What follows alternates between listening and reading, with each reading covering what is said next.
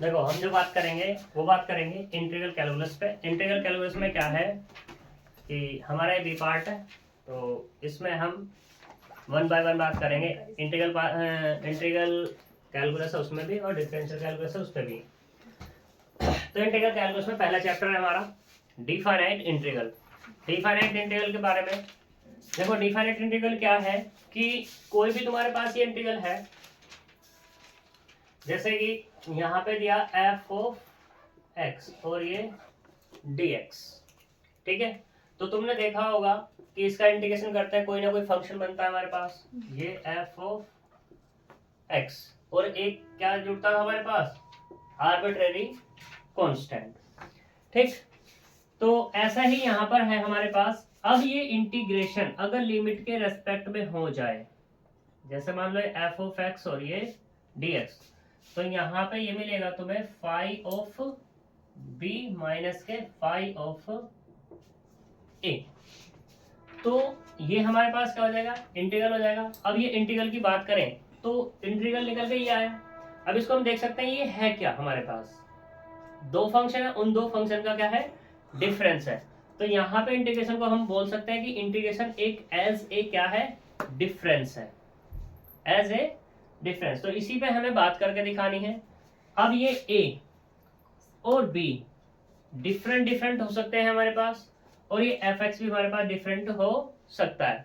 ए कैसे डिफरेंट हो सकते हैं, ए और बी दोनों के दोनों ए कैसे हो सकते हैं मेरे पास, फाइनाइट हो सकते हैं। इसमें से ए क्या हो जाए, फाइनाइट, एंड बी क्या हो जाए हमारे पास, इनफाइनाइट। दूसरा, अब की बार बी फाइनाइट हो जाए और ए कैसा हो जाए हमारे पास, इनफाइनाइट। तीसरे नेक्स्ट केस में हो सकता है A and B are both infinite, ये हमारे पास हो सकते हैं। तो सारा का सारा जो खेल होगा इंटीग्रेशन का वो ए और बी। तीसरा क्या है हमारे पास, इस एफ एक्स पे भी है। ये एफ एक्स भी हमारे पास दो तरीके से होगा, F of X is finite and infinite, यहाँ पर ये हो सकता है। क्योंकि यहाँ पर डिफाइनाइट इंटीग्रल की बात हो रही है, तो डिफाइनाइट इंटीग्रल यानी कि जो डिफाइन किया जा सके, तो उसमें क्या होना चाहिए, हमारे पास जो ये इंटीग्रेशन आएगा निकल के, ये हमारा फाइनाइट होना चाहिए, ठीक है, जिसको हम डिफाइन कर पाए, ठीक है। अब तुम कह रहे हो कि भाई इनफाइनाइट भी हो सकता है, इनफाइनाइट को भी तो डिफाइन होना चाहिए, तभी वो डिफाइनाइट कहलाएगा, अदरवाइज पे डिफाइनाइट नहीं कहलाएगा। अब अगर मैं इंटीग्रेशन की यहाँ पे बात कर दूं, तो ये जो हमारे पास इंटीग्रेशन आया निकल के, ये कह दो या ये वाला कह दो, ठीक है, इसके पास तो लिमिट है नहीं, क्योंकि इसके पास हमें कुछ पता नहीं है अभी कि ये कहां से कहां तक है। लेकिन अगर इसकी बात की जाए तो ये हमारे पास दो तरीके का होगा, एक तो होगा प्रॉपर और एक होगा इम्प्रॉपर। दो तरीके का यहाँ पर इंटीग्रेशन ही होता है, प्रॉपर इंटीग्रल और इम्प्रॉपर इंटीग्रल। प्रॉपर इंटीग्रल की अगर बात कर दी जाए तो प्रॉपर कब कब ये हो सकता है, प्रॉपर से मतलब अगर इंटीग्रेशन यहाँ पे फाइनाइट मिल जाए तो इसको एक नाम दे दिया इसने, कैसा होगा मेरा ये, प्रॉपर इंटीग्रल। प्रॉपर इंटीग्रल में अब कब मिल सकता है, देखो ये तब मिल सकता है जब ए और बी दोनों के दोनों क्या हो जाए, finite, and F of x भी कैसा हो जाए मेरे पास, ये भी मेरा फाइनाइट हो जाए। यानी कि कुल मिला के बात ये है कि ए बी और एफ एक्स तीनों के तीनों अगर फाइनाइट हैं तो क्या मिलेगा मुझे, प्रॉपर इंटीग्रल मिलेगा। अदरवाइज इनमें से कुछ भी आ जाए, अदरवाइज पे क्या बच रहा है मेरे पास, जैसे कि ये हमारे पास finite, A finite B infinite, F X भी है, एफ एक्स हमारा फाइनाइट हो सकता है और नहीं भी। फिर हमारे पास क्या है, बी फाइनाइट है, ए इनफाइनाइट है, एफ एक्स हमारा फाइनाइट इनफाइनाइट हो सकता है। दूसरा, ए एंड बी दोनों के दोनों इनफाइनाइट हो सकते हैं, एफ एक्स फाइनाइट और इनफाइनाइट हो सकता है। तो बाकी के केस में कैसा आने वाला है, हमारे पास इम्प्रॉपर इंटीग्रल आने वाला है, ठीक है। हमें इन्हीं पे बात करके दिखानी है। और एक क्वेश्चन यहां से पूछा जाता है कि प्रॉपर इंटीग्रल कब है और इम्प्रॉपर इंटीग्रल कब है। कोई भी एक इंटीग्रेशन दे देगा, जैसे मान लो यही दे दिया इसने, पूछेगा कि यहाँ पे proper integral A to B F X D X कह दिया इसने कि मान लो if A to B F X D X बराबर फाई ऑफ बी माइनस के phi of A is proper integral. कैसा है ये हमारे पास? प्रॉपर इंटीग्रल है। कब आएगा ये? इफ। तो ऑप्शन क्या होगा उसमें? A B and F X are finite, A B finite and F X is infinite, A B and F X all are infinite, या नन ऑफ दिस। ये जो भी ऑप्शन बना सकता है, बहुत सारे ऑप्शन इसमें बन सकते हैं जो मैंने तुम्हें बता दिए हैं। तो क्या कहोगे अगर प्रॉपर की बात आ जाएगी तो? कौन सा? A B and F X कैसा हो जाएगा हमारे पास? फाइनाइट हो जाएगा। ठीक है, कोई दिक्कत? अगर इसी में अगर हम यहाँ पे बात करते हैं इम्प्रॉपर इंटीग्रल की बात करते हैं, तो इम्प्रॉपर इंटीग्रल में क्या आएगा हमारे पास? इम्प्रॉपर में आ जाएगा ये ए बी और एफ एक्स फाइनाइट नहीं होने चाहिए, बाकी कुछ भी यहाँ पर आ सकता है। ठीक है, तो ये हमारे पास क्या है? इंटीग्रेशन के बारे में है। यहां से तुम्हें 101% एक ऑब्जेक्टिव क्वेश्चन मिलेगा ही मिलेगा। ठीक है, बेशक तुमने ये जो तुम्हारे क्वेश्चन बैंक अभी आए हैं, उज्जवल उज्जवल जो भी तुम लोगे क्वेश्चन बैंक, इनमें ये बेशक ना मिले, लेकिन जब तुम एग्जाम देने जाओगे तो एक क्वेश्चन 100% मिलने वाला है यहाँ से। ठीक, फिर उसी के साथ मैंने यहाँ पे एक फॉर्मूला लिखा हुआ है, देखो इसको बोलते हैं वाली फॉर्मूला। वाली फॉर्मूले में क्या है? ये इम्पोर्टेंट है। इम्पोर्टेंट कैसे? कि यहाँ जो तुम्हारा डिफाइनेट इंटीग्रल है उसमें से एक क्वेश्चन आएगा, उसमें एक क्वेश्चन में यहाँ पे साइन साइन हो सकता है और साइन कोस दोनों के दोनों हो सकते हैं। अब तुम कहोगे जी कोस भी तो हो सकता है, देखो कोस का भी है। तो 0 to pi by two, 0 to pi by two cos की पावर एन एक्स हो या साइन की पावर एन एक्स हो, तो ये हमारे पास खुलेगा n minus one upon N, n minus three upon N minus two, n minus five upon N minus four, dot dot 3 upon 4, 1 upon 2 into pi by 2। ये कब होगा? इसके लिए कंडीशन है कि यहाँ पे जो n है कैसा होना चाहिए? सिर्फ और सिर्फ इवन होना चाहिए। इवन से मतलब यहाँ पे क्या आ जाएगा? 2 4 6 8 जैसी चीजें यहाँ पर आ जाएंगी। फिर यहाँ पर इसमें क्या है? अगर n हमारा क्या हो जाए यहाँ पर?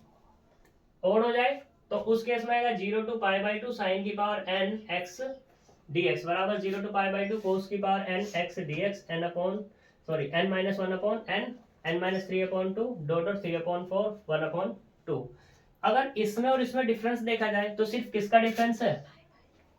पाई बाई टू का। इवन वाले में पाई बाई टू आएगा और ओड वाले में पाई बाई टू की जगह क्या आएगा? सिर्फ और सिर्फ 1 आएगा। ठीक, इसी में फिर यहाँ पर ये हमारे पास अगर कोस और साइन एक साथ आ जाए तो कोस की पावर कुछ होगी और साइन की पावर कुछ होगी। तो यहाँ पे 0 to pi by two sine की पावर एम एक्स इंटू में कोस की power N X D X. तो उसके लिए फॉर्मूला होगा M minus one M minus three dot dot N minus one N minus three N minus five upon में M plus N minus two M plus N minus four dot dot into में के। अब ये के क्या होगा? के भी डिपेंड करेगा। के डिपेंड कैसे करेगा? कि अगर तुम्हारे पास n और m दोनों के दोनों कैसे हो जाएंगे हमारे पास? m and r positive, if m and n r even आएगा यहाँ पर, इवन पॉजिटिव इंटीजर। यहाँ पर क्या आ जाए? दोनों के दोनों इवन होंगे तो ही k बराबर होगा पाई बाई टू। अब मान लो m और n दोनों के दोनों ओड है या दोनों में से एक ओड और एक इवन है, तो उस केस में k कैसा हो जाएगा हमारा? 1 हो जाएगा। ठीक है, एक क्वेश्चन पे इस पे करके दिखाता हूं, देखो जरा।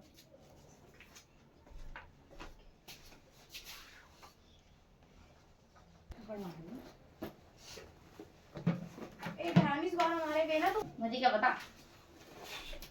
देखो अब हम पहले इसकी कुछ प्रॉपर्टीज पे बात करते हैं, fundamental properties of definite integral. वैसे तुम पढ़ चुके हो इसको 12th में, फंडामेंटल प्रॉपर्टीज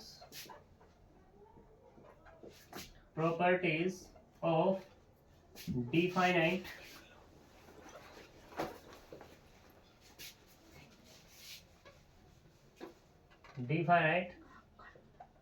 इंटीग्रल।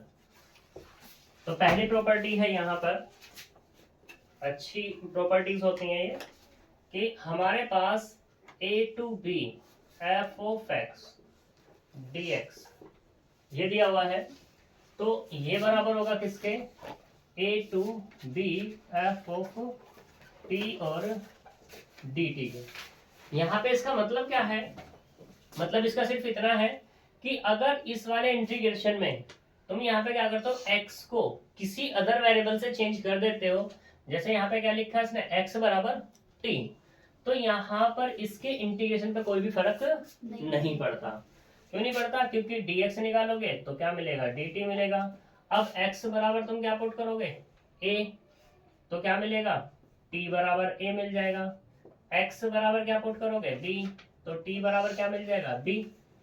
यानी कि लिमिट किसकी थी यहाँ पे, x की, तो यहाँ पे वही क्या हो जाएंगी, t की। ये क्या है हमारे पास, x बराबर, और ये क्या है हमारे पास, t बराबर। ठीक, दूसरे वाले में बात करते हैं। दूसरा क्या है हमारे पास, कि a to b f of x dx, अगर तुम इनकी लिमिट को रिवर्स कर देते हो, ऊपर वाली को नीचे, नीचे वाली को ऊपर, f of x dx वो वही रहने वाला है, बस चेंजेस क्या आएगा, यहाँ पे ये प्लस का था तो ये क्या हो जाएगा अब तुम्हारा, माइनस का हो जाएगा। तीसरे वाले में, तीसरा क्या है हमारे पास, कि कोई भी तुम्हारे पास लिमिट दी हुई है a to b f of x dx, यानी कि इंटीग्रेशन है लिमिट के रेस्पेक्ट में a to b f x dx, तो इसको क्या कर सकते हो तुम, ब्रेक कर सकते हो इस लिमिट को, कैसे, a to c f of x dx plus c to b f of x dx। यहाँ पे तो मैंने इसको दो पार्ट में ब्रेक किया, तुम इसको बहुत सारे में भी ब्रेक कर सकते हो, जैसे कि a to c1 f of x dx plus c1 से c2 f of x dx plus c2 से c3 f of x dx plus dot dot, जितने मान लो तुमने इसके n पार्ट लिए हैं, तो cn से b f of x dx। जो हमारे पास ये इंटीग्रेशन है, ये हमारे पास जो लिमिट है, लिमिट को हम ऐसे डिफाइन करते हैं ये, ठीक है।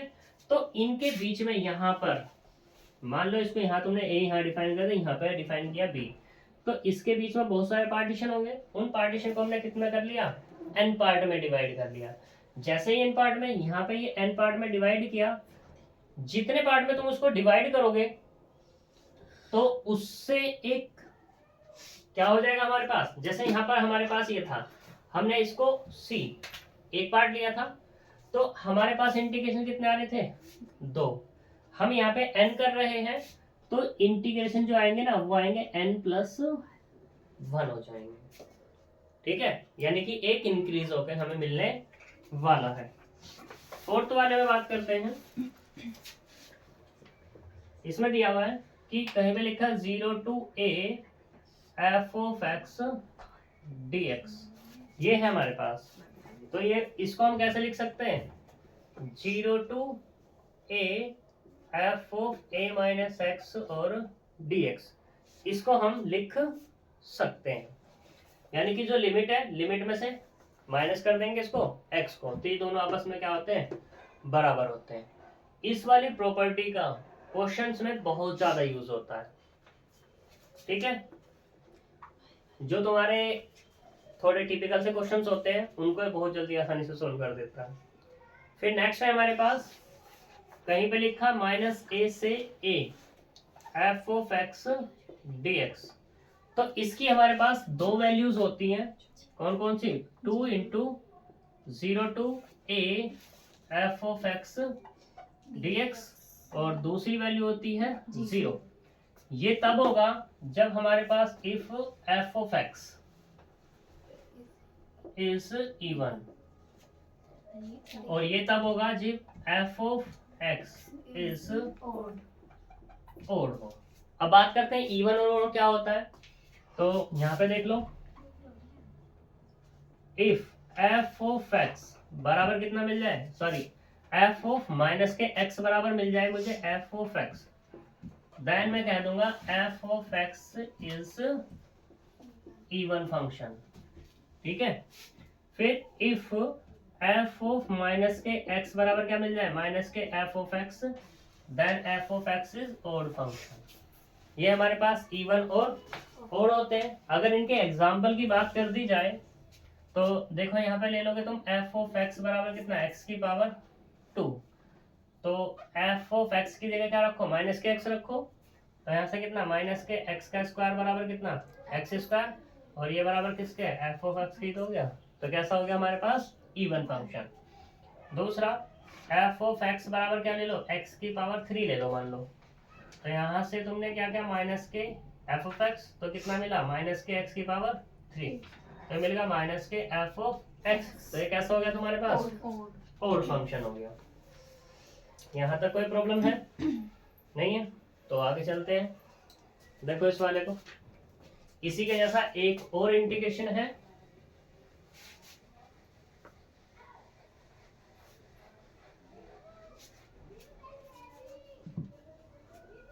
और यहाँ पे है हमारे पास 0 to 2a F of x और dx।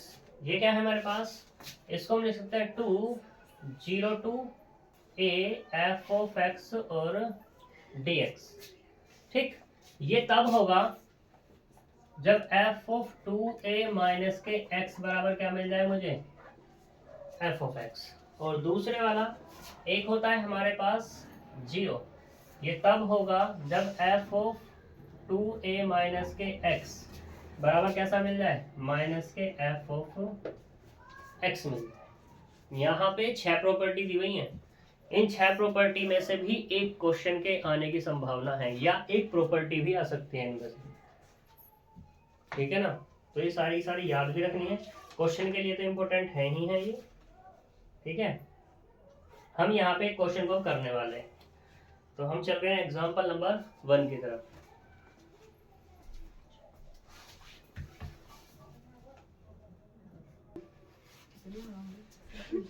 देखो हमारे पास ये पहला एग्जांपल दिया है, 0 से पाई कोस की पावर 2n x और ये dx। इसे हमें सोल्व करना है और इसकी वैल्यू फाइंड करके दिखानी है। तो यहाँ पर i बराबर हम इसको मान लेते हैं लेट 0 to पाई कोस की पावर 2n x और ये dx। अब यहाँ पे अगर इसको हम इंटीग्रेशन करें तो इंटीग्रेशन करने के लिए यहाँ पे कोस दे दिया है, तुम सिंपल इंटीग्रेशन करोगे कभी नहीं होगा। तो मैंने यहाँ पे एक वाली फॉर्मूला तुम्हें बताया था, तो वो क्या था हमारे पास, 0 से लेकर के पाई बाई 2 कोस की पावर n x dx, या 0 to पाई बाई 2 साइन की पावर n x और ये dx बराबर कितना, n minus 1 upon n minus 3 upon n minus 2 dot 3 upon 2, और कितना था, 3 अपॉन 2 था, 3 अपॉन 4 था, और 1 अपॉन 2 इंटू पाई बाई 2, और क्या दिया हुआ था, 1 भी दिया हुआ था। तो ये पाई और 1, पाई बाई 2 और 1 कैसा था, जब हमारे पास क्या है, ये n इवन और ओड था, इवन था तो पाई बाई 2 है, और ओड है तो 1 है। तो सबसे पहले देखो क्या ये हमारे पास जो क्वेश्चन दिया हुआ है ये इसकी फॉर्म में बना हुआ है, तो अच्छी बात है, नहीं है तो बनाना पड़ेगा। देखो यहाँ पे कितना, 0 से पाई बाई 2, लेकिन यहाँ पे तो क्या है, पाई है, तो ये हमें पहले बनाना पड़ेगा। 0 से 2 की मल्टीप्लाई कर दी मैंने पाई में, और 2 से क्या कर दिया, डिवाइड कर दिया। तो यहाँ पे कितना मिलेगा, कोस की पावर 2n x और ये dx। अभी तो ऊपर वाला लिखा है, मैंने इसको लिख लिया पहले, यहाँ पर 2 बाहर आ गया, ये वाला 2, ये 2 बाहर, तो यहाँ से कितना मिला, 0 से पाई बाई 2 और कोस की पावर 2n x और dx। अभी मैंने एक प्रॉपर्टी बताई थी तुम्हें, क्या कि 0 से लेकर 2a f of x dx में 2 बाहर आ जाता है, यहाँ पे क्या रहता है, 0 to a f of x और dx। ये कब बताया था, कि जब यहाँ पे क्या हो, f ऑफ 2a माइनस के x किसके बराबर मिले, ठीक है, और एक क्या बताया था, ये वाला 0, जब क्या मिले मुझे एफ ऑफ 2a माइनस के एक्स बराबर क्या मिले माइनस के एफ ऑफ एक्स। तो देखते हैं इनमें से कौन सा बन रहा है। तो यहाँ पे एफ एक्स बराबर कितना है cos की पावर 2nx और dx, यही तो है। मैंने क्या किया F of pi minus x लिया, क्योंकि पाई था हमारे पास यहाँ पर, ये पाई है तो पाई में से माइनस कराया तो कितना आएगा cos कितना पाई माइनस के एक्स और उस पूरे की पावर कितना है 2n। यहां से क्या मिलेगा अपने पास cos पाई माइनस एक्स कितना होता है माइनस के cos x और उसकी पावर कितना है 2n। क्योंकि 2 की पावर n है इवन है तो हमेशा कैसा मिलेगा cos x की पावर 2n, यानी कि कितना मिला cos की पावर 2n और ये x, और ये किसके बराबर हो गया हमारे पास f ऑफ x के। जो प्रॉपर्टीज थी वो प्रॉपर्टीज भी अप्लाई करने में बता रहा हूँ यहाँ पर, नहीं तो मैं डायरेक्टली फॉर्मूला भी यूज कर सकता था। ठीक है, तो अब हमारे पास ये कंडीशन भी डन होगी, यानी कि i हमें मिल गया ये, और ये क्या हमारे पास वाली फॉर्मूला, और यहाँ पे क्या है cos की पावर 2n, 2n कैसा ओवर इवन या ओड इवन है, तो क्या फॉर्मूला लग जाएगा ये वाला पाई बाई 2 वाला लग जाएगा, और n की जगह क्या आ जाएगा यहाँ पर 2n हो जाएगा। यानी कि अब हमें जो मिलेगा यहाँ पर i बराबर वो कितना होगा 2n, यहाँ पे कितना हमारे पास फॉर्मूला n माइनस 1, n की जगह काम कर रहा है 2n, तो 2n माइनस 1 अपॉन 2n, यहाँ पे 2n माइनस 2 अपॉन कितना 2n minus 3 upon 2n minus 2, अगले वाला 2n minus 5 upon 2n minus 4, dot dot कितना आएगा हमारे पास 3 अपॉन 4 और 1 अपॉन 2 इंटू में पाई बाई 2। ठीक है, ये तो हमारा हो गया जनरल, लेकिन अब तो तुम्हारा ऑब्जेक्टिव है, अगर सब्जेक्टिव होता तो क्वेश्चन डिक्टो एज इट इज आता, लेकिन अब है तुम्हारा कैसा कैसा है तुम्हारा ऑब्जेक्टिव। जब ऑब्जेक्टिव है तो सुधर जाओ तुम पहले तो यहाँ पे मान लो n या 2n जो भी तुम लेना चाहो, n बराबर मान लो तुमने ले लिया यहाँ पर कितना 7 ले लिया, या चलो मैं इवन की बात की है तो यहाँ पे 2n बराबर कितना ले लो 6 ले लो। 2n बराबर जब तुमने 6 लिया तो i बराबर कितना आ जाएगा यहाँ से 6 माइनस 1 अपॉन कितना आएगा 6, 6 minus 3 upon 6 minus 2, 6 minus 5 upon कितना आएगा 6 माइनस 4, और इंटू में कितना माइनस आएगा नीचे पाई बाई 2। अच्छा माइनस क्यों आएगा अब, ठीक है ठीक। तो यहाँ से कितना मिला अपने को 5 अपॉन 6, 3 अपॉन 4 और 1 अपॉन 2, ठीक, इंटू में पाई बाई 2, तो कितना आएगा 15 पाई अपॉन में कितना हो जाएगा 24 चौक 96, 96। इस तरीके से क्वेश्चन पूछा जाएगा। ठीक है, यहाँ तक कोई दिक्कत। अब ये क्वेश्चन सारे के सारे ऐसे ही हैं। फिर यहाँ पे एक एग्जांपल की बात कर लें अगर हम, एक है example number 3, sorry example number है ये 2 है। एग्जांपल नंबर 2 क्या है, हमें निकाल के दिखाना है 0 से लेकर पाई थीटा साइन क्यूब थीटा और ये डी थीटा, हमें इसका क्या करना है इंटीग्रेशन करना है। तो तुम देखो यहाँ पर फर्स्ट इंटू सेकेंड से क्या इसका इंटीग्रेशन कर सकते हो, कभी कर तो सकते हो लेकिन लंबा हो जाएगा। लेकिन जैसे मैं यहाँ पे एक प्रॉपर्टी अप्लाई कर दूं, कौन सी 0 to a f of x dx बराबर कितना 0 to a f of a minus x dx, तो ये बहुत आसान हो जाएगा। कैसे होगा देखो करते हैं इसको।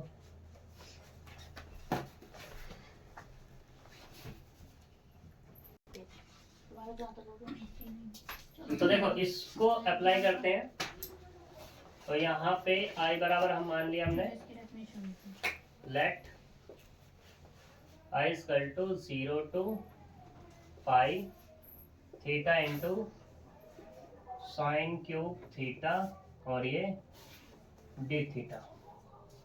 तो मैंने यहाँ पे 0 to पाई थीटा यानी कि ये फॉर्मूला अप्लाई करना है।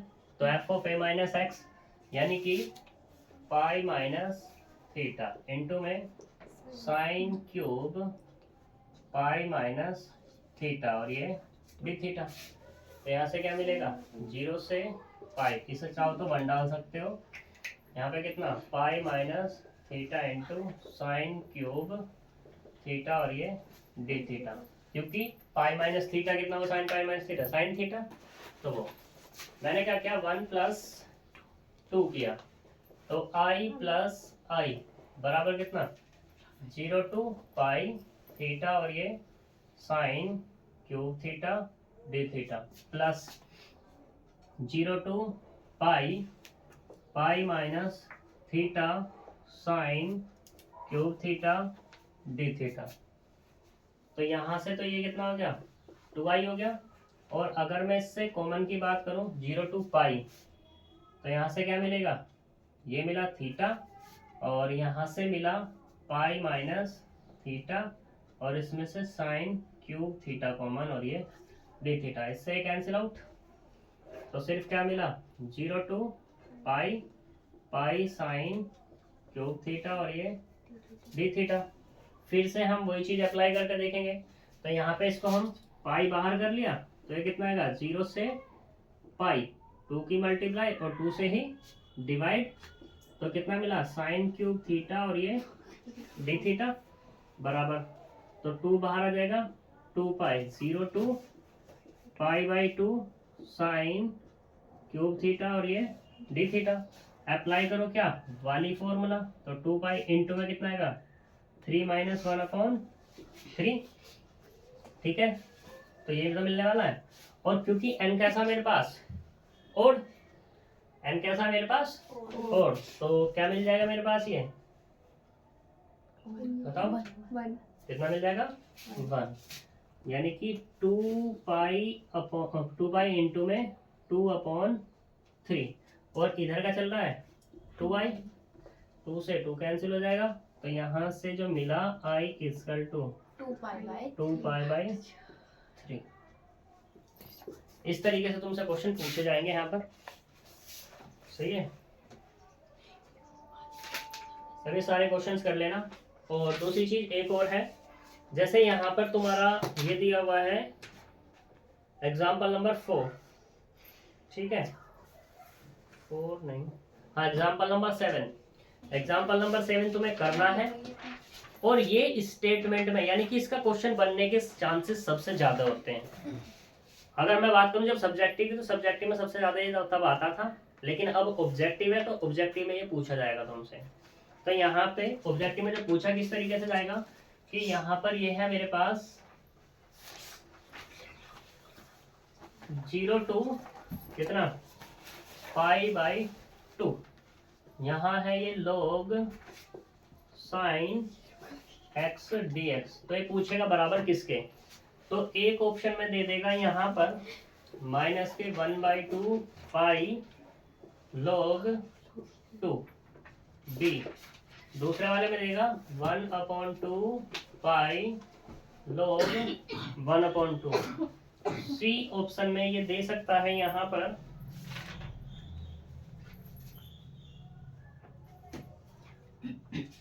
सी में क्या दे सकता है ये π/2 दे दिया, log x दे दिया log, ठीक है। सी में दे देगा 0 से π/2 log cos x और ये dx, और डी ऑप्शन में दे देगा यहाँ पर ये कितना ऑल ऑफ द अबव। तो यहाँ पे ये हमारे पास 4 ऑप्शन दे दिए। इन 4 ऑप्शन में करेक्ट आंसर कौन सा होगा, क्योंकि इसकी वैल्यू ये भी है, ये भी है और ये भी है, तो क्या आएगा हमारे पास ऑल ऑफ द अबव आ जाएगा। ठीक है जी, तो अभी एक्सरसाइज कर लेना इसके सारे के सारे क्वेश्चन, और इस पे ऑब्जेक्टिव खुद तुम अब बनाने की कोशिश करो कि भाई यहाँ पे इसका ऑब्जेक्टिव ये बन सकता है। ठीक है, और जो तुमने खरीदी हुई है, कौन सी क्या खरीदी हुई थी, उज्ज्वल उज्ज्वल उज्ज्वल जो है ये। तो इसमें जैसे कि हमने डिफाइनाइट पे बात की थी, तो इसमें क्वेश्चन दिया हुआ है वो ये है कि 0 to 1, इसने कहा 1/x² dx। पहले तो क्या था, ऑब्जेक्ट सब्जेक्टिव में तो इसकी वैल्यू फाइंड करवाता था कि भाई इसकी वैल्यू फाइंड करके दिखाओ, लेकिन अब ये क्या कह रहा है, integration is an example of, ये एग्जाम्पल किसका है, तो ये तुम्हें बताना है। तो इसने ऑप्शन दिया हुआ है प्रॉपर इंटीग्रल का, एग्जाम्पल किसका है, प्रॉपर इंटीग्रल का। दूसरा है improper integral of first kind, improper integral of second kind. ठीक है, तो इसमें ये चीज दी हुई है। तो पहली बात तो ये किसका है, क्या ये प्रॉपर का बनेगा, प्रॉपर का ये कभी नहीं बनेगा, क्योंकि अगर इसकी बात कर दी जाए तो ये हमारे पास कितना f(x) है, f(x) कितना 1/x², लिमिट यूज करोगे ना f(0) तो कितना मिल जाएगा तुम्हें, ये इनफाइनाइट। प्रॉपर तो हमारा खत्म, एक ऑप्शन डिस्कार्ड हो गया। फिर बात होती है यहाँ पर इम्प्रॉपर इंटीग्रल की। इम्प्रॉपर इंटीग्रल मैंने कितने सारे बताए थे तुम्हें, बहुत सारे बताए थे। उसमें क्या था, कोई इनफाइनाइट कोई इनफाइनाइट, सारे इनफाइनाइट थे, सारे इनफाइनाइट नहीं भी थे। तो उसमें काइंड्स बनेंगे, उन काइंड्स पे हम कल बात कर लेंगे, ठीक है ना। तो अब मिलेंगे हम किस पर, नेक्स्ट डे मिलेंगे। तो यहाँ पे बहुत सारे एग्जांपल्स दिए हुए हैं। चलो तो मिलते हैं फिर नेक्स्ट वीडियो में, बाय बाय।